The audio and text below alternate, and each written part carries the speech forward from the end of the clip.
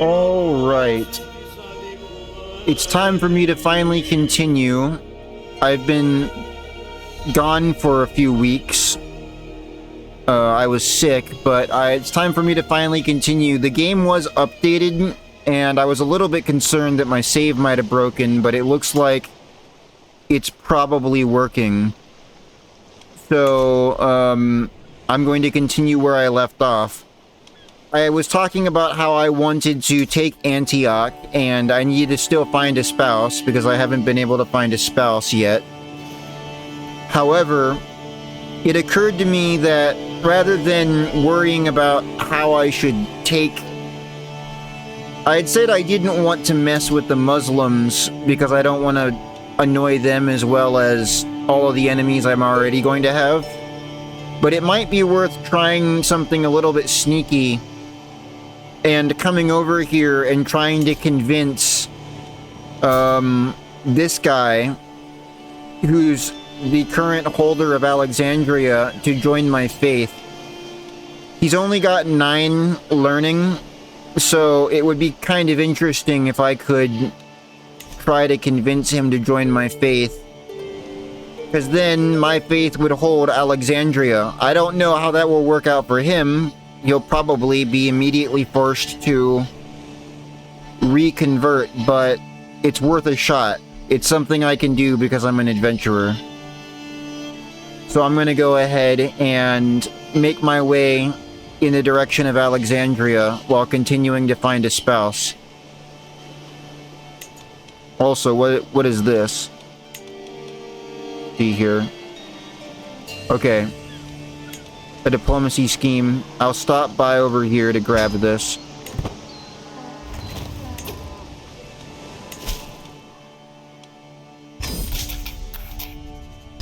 I can see that this guy's opinion of me is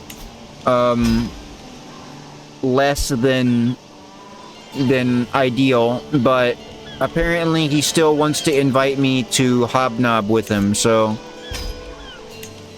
you know, very understanding. I will be physically very far away while I'm hanging out in his court, because I'm gonna get out of here real quick to go travel over here. Don't ask me how that works. It's just magic. Number of knights, knight effectiveness. Max number of men-at-arms regiments. Just get some upgrades. You know, how old am I now? I'm 29, you know? I'd like to be at least a duke by the age of 50. So, let's get on with this, you know? Speaking of which, I really desperately need to find a spouse. You are zealous. You're no good.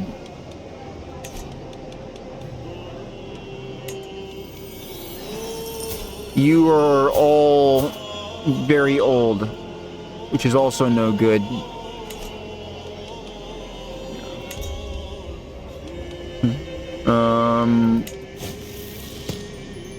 Let's see here. Sure.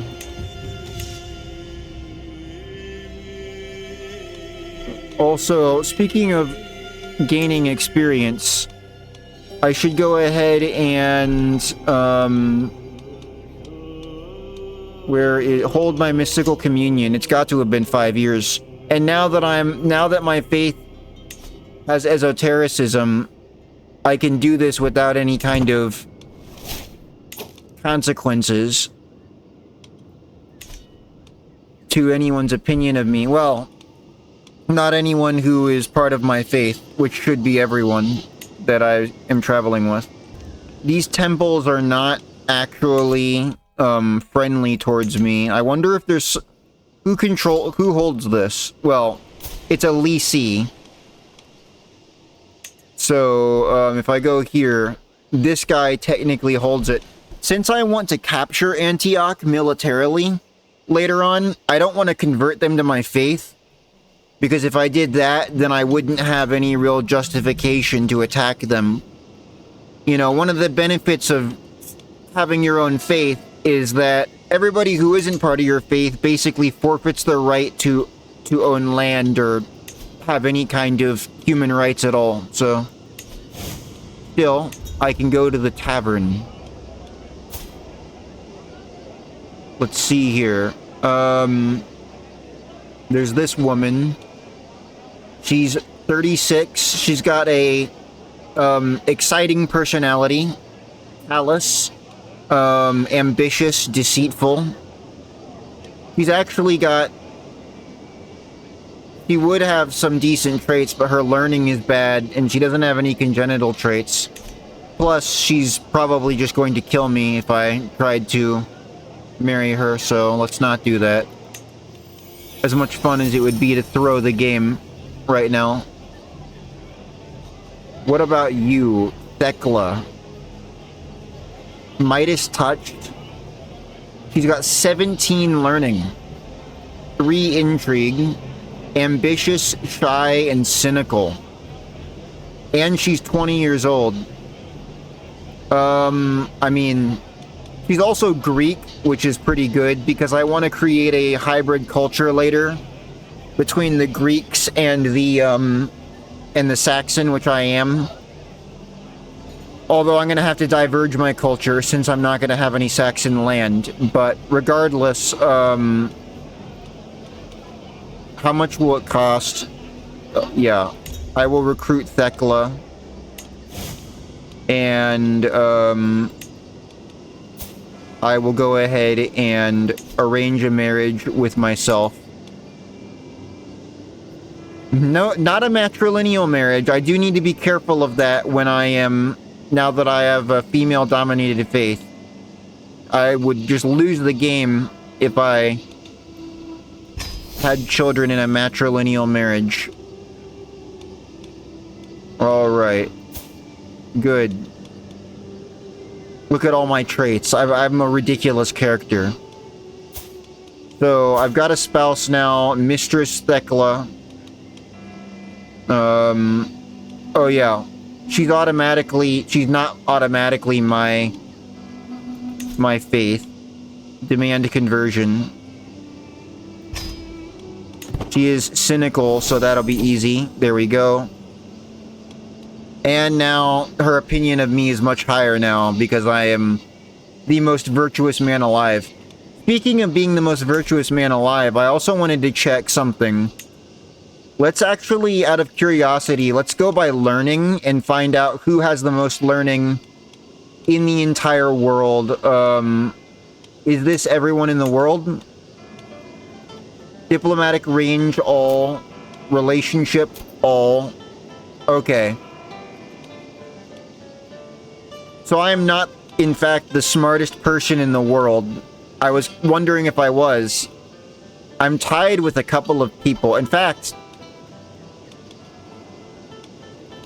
I am tied with lots of people, all the way up to this guy, who's smarter than me. And then the actual smartest person in the world is Duchess Matilda of Tuscany, which I guess doesn't surprise me. She's the smartest person in the entire world. That tracks with my playthrough when I played as her. I think I had like 70-something learning as her in my last playthrough. She's ridiculous. Anyway, so I can click on this. There we go. Settle boundary dispute. What about this? Another boundary dispute.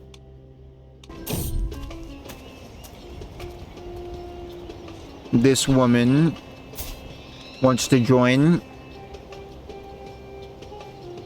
She actually has this. She would have been a decent spouse, but at the same time, she is 40.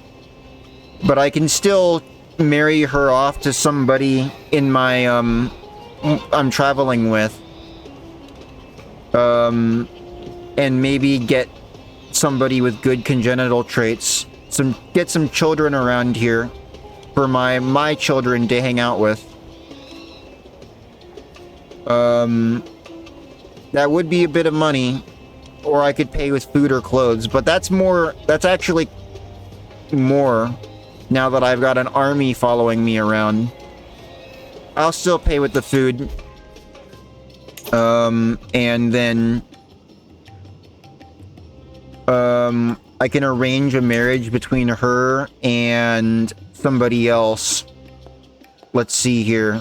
I should be careful because the thing is, I do have a female-dominated faith. So let's say that I had her around.